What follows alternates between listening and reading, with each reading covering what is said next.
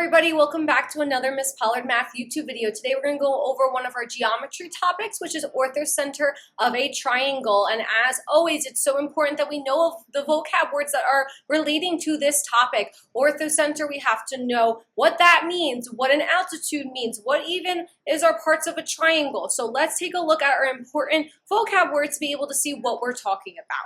So, an altitude is a perpendicular segment that goes from one of the vertexes of a triangle to the opposite side or to the line that contains the opposite side. So it's going to go from the vertex, which is the little corner of the triangle, to the opposite side of the triangle, or it's going to be one that's close to it. So what that means when we're saying that it's contains the opposite side, it might not be inside the triangle. It could be outside the triangle, but as we know, lines go on forever, so it would be on the outside of it. The reason it may be on the outside of it is because it has to create that right angle. So we are not always just going to be inside the triangle, because not every time will our vertex, the perpendicular line from it, go inside the triangle. An orthocenter is the lines containing the altitudes of a triangle are congruent. This point of congruency is called the orthocenter. So congruent means all three of our altitudes are crossing to each other. So concurrent just means three lines are crossing each other, but more specifically for our orthocenter, it means the three altitudes coming from our vertexes are crossing each other at a point, and that point is called the orthocenter. A lot of this is just vocab that I'm throwing at you, but let's look at a picture of an example of what a orthocenter is. So for an example, we have the altitude coming from this vertex, and this vertex, and they're intersecting at that point. They're concurrent because they are crossing at a point, they're intersecting at a point, and that point is called our orthocenter. Sometimes our orthocenter is not going to be inside the triangle, like I said prior, so we are able to determine based off of what type of triangle it is, where the orthocenter is going to be, or vice versa. If we know where the orthocenter is, we know what type of triangle it is. So for an orthocenter inside the triangle is acute. If we look at this, all these angles look to be less than 90 degrees. So this would be an acute triangle if drawn to scale. When the orthocenter is on the triangle, it is a right triangle. And when the orthocenter is outside the triangle, it would be an obtuse triangle. So we're going to apply all this knowledge to find where the orthocenter is for certain triangles, and then determine if that triangle is right, obtuse, or acute. Sometimes when we draw our triangles, it's not clear what type of triangle we're working with, because we might not draw it to scale when we're putting it on a coordinate plane. So let's take a look at an example problem to see how we would complete these type of problems.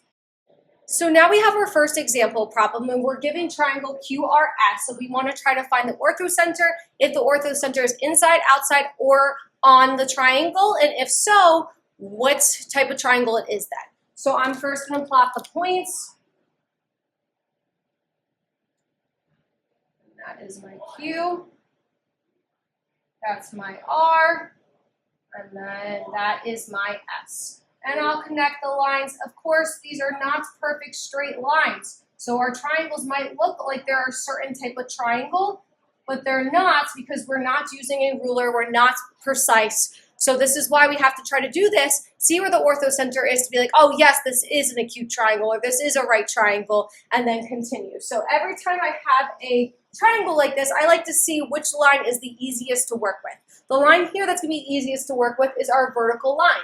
Our vertical line, we're going to be looking at and be determining where the perpendicular line is through this line and through this point. So it's going to touch line QS at some point, and it's going to go through our vertex R, because we want the altitude. The altitude goes from the vertex to the opposite side somewhere. It could be outside of it and creates that perpendicular right angle. So I am going to find the slope of QS. That's always going to be my first step. Find the slope of one, and then the next line as well. So the slope of QS is undefined.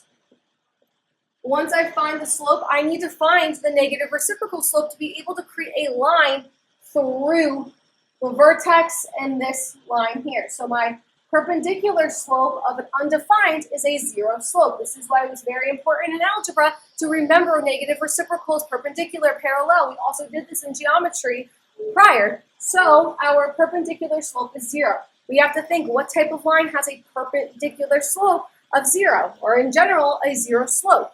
Well, a horizontal line has a slope of 0. A horizontal line has an equation of y equals. We need to go through that vertex. Well, the vertex has a y of -1. So the altitude is going to go through point R at y equals -1. It creates that right angle. It's going to be somewhere on QS over here. And you going through QS, it goes through QS. It doesn't mean that the orthocenter is on QS as it extends. It can mean it's anywhere, but it's going to go touch QS, this line. So now we are going to find the slope of another line and do the same process. Find its slope, find its negative reciprocal slope. I'm going to do RS. I could either use the slope formula or count. For this one, I'm going to use the slope formula just so you can see that. So I'm going to do 2 minus a -1. So the slope of RS is going to be 3 over 6 minus a -1 is 7. So my slope is 3/7. Now I'm going to have to do the negative reciprocal to find the perpendicular slope, because once again, the altitude requires the perpendicular line through the vertex. So my perpendicular slope is -7/3. I am going to plug in the points we're going through. So we have RS, the vertex across from it is Q. So we needed to go from vertex Q through RS. So I need to plug in Q to see where that y-intercept would be and how we would correctly plot that. So I get y equals -7/3 x plus b. I'm going to plug in my 6/6, because it has to go through Q once again. So 6 equals -7/3 times 6 plus b. Then I need to simplify this. I get 6 equals -14 plus b. I add 14 over, I get 20 equals b. So my y-intercept of the altitude going through vertex Q and RS is going to be 20. So my equation is y equals -7/3 x plus 20. So these are two of our lines or altitudes that are going to intersect at some point. Once we find two of them, where those two intersect, the third one has to intersect as well. So you only need two of them to find the orthocenter. So I need to set them equal to each other to be able to see where their intersection is. So y is -1. This is a little bit more straightforward than having two equations we have to set equal to each other. So if my y is -1, I'm just going to plug it in to my y equals -7/3 x plus 20. So I'm going to have -1 equals -7/3 x plus 20. Subtract 20, I get -21 equals -7/3 x. I divide by a -7/3, which is the same thing as multiplying by the reciprocal. So I can multiply -21 by -3/7, and that gives me x equals 9. So my orthocenter is at the point 9, -1. So this is where all three of my altitudes for this problem are intersecting. So if I plot that, 1, 2, 3, 4, -1, it's right here. So my orthocenter is out here. If I drew my altitude here, it would have to be going this way, crossing here. When it intersects here, this is outside the triangle. So to answer our question, the orthocenter is outside the triangle. If it is outside the triangle, we saw prior that it's going to be an obtuse triangle. And if we drew this correctly, this would look more like an obtuse triangle than a right triangle. Like I said, we didn't use rulers, we didn't use programs to accurately draw this, so it might look a little bit off. But now we know for a fact that the orthocenter is on the outside, so this is an obtuse triangle. Let's try one more problem where we're going to have to step it up a little bit, where we're not given a horizontal or vertical line to easily flip it and plug in. Once again, we have triangle QRS, but they have different points, different vertices, so I'm going to plot this. And that's my Q. That's my R. And that is my S. And then I connect it, trying my best to make it as straight as possible. It's not that easy.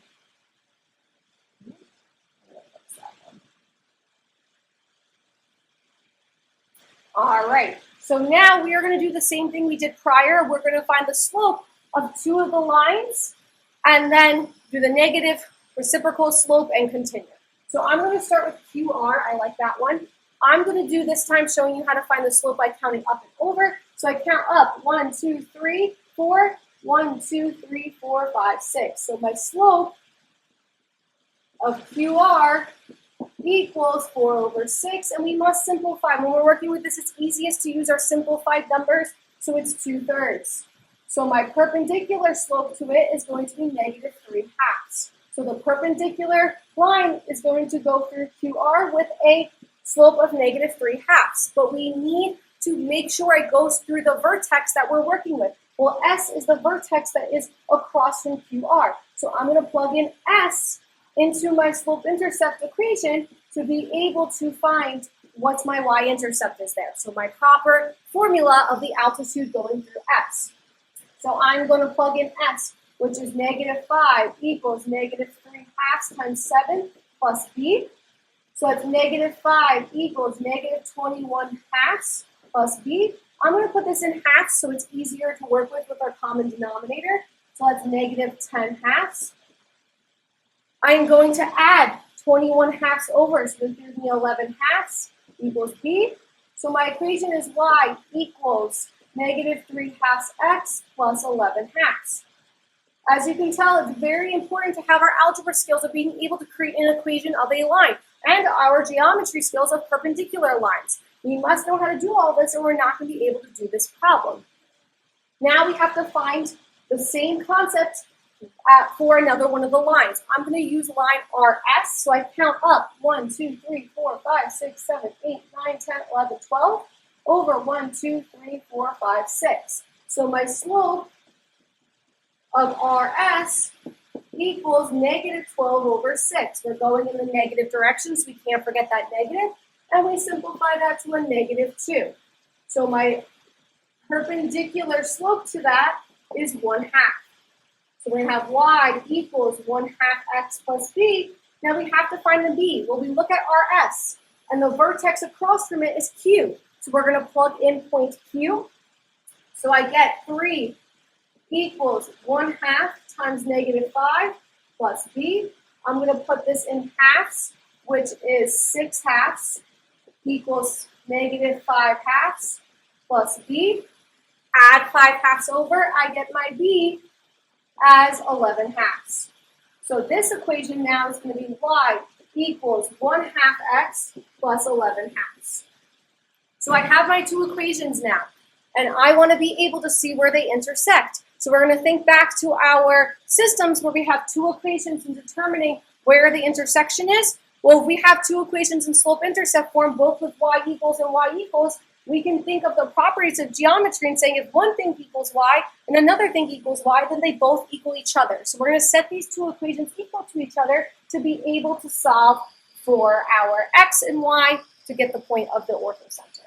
So I'm just going to write this equation over here so I recall which ones I'm working with before I erase. If you're following along, make sure you write this down or pause it before I erase it. So I have my two equations, and I'm going to set them equal to each other. So I'm going to have negative 3/2 x plus 11/2 equals 1/2 x plus 11/2.